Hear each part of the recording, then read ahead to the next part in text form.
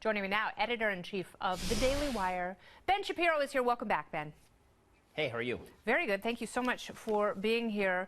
So how much damage does a story like this do to victims who have bravely come forward with their own stories of sexual assault against people like Harvey Weinstein and Matt Lauer?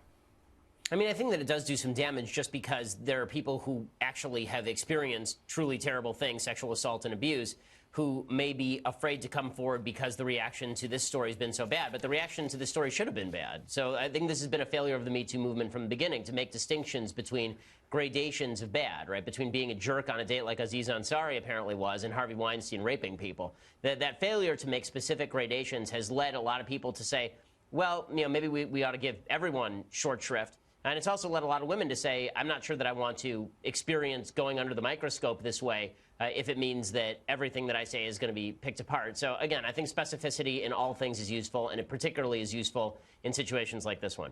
I think it is useful as well. That's something that I've said from the beginning, because I think some of the accusations that people have made about Harvey Weinstein, Matt Lauer, and people like Kevin Spacey and Louis C.K., they are incredibly serious, and they speak to a much larger problem. Do you think, by and large, the Me Too movement has been good for this country?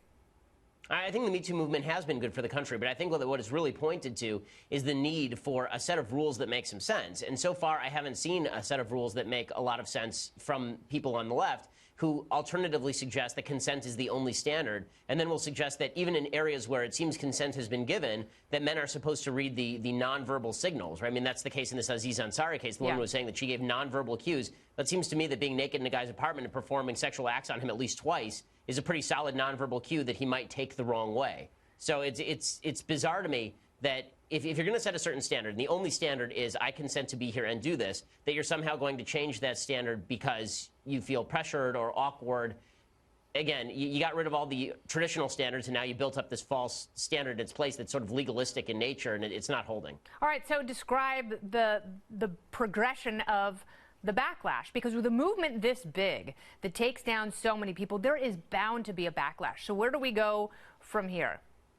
So I think it's going to be a backlash and then a backlash to the backlash. So people are going to say we need some due process here. We need some actual objective allegations that are verifiable or at least believable, right? It can't just be you think something bad happened to you, but there's no way the guy could have known, and then it's his fault, right? That's been the backlash on Aziz Ansari. And then that's created the third wave feminist backlash where people say, well, no, you have to believe all women, right? I mean, I thought that was the whole premise here. You got to believe anything a woman says, no matter how subjective, no matter whether you think she gave a signal or she didn't give a signal, otherwise you're victim blaming. And that creates another backlash. Once we move away from an area where there's virtual unanimity, rape bad, sexual abuse bad, and we know what these terms mean, into an area where there's backlash followed by backlash, that does kill the Me Too movement, because the entire movement rests on the assumption that most Americans are not in favor of evil acts. All right. Well, I am in favor of your goodness and your intelligence. Ben Shapiro, thank you very much for sharing some time. Thanks a lot.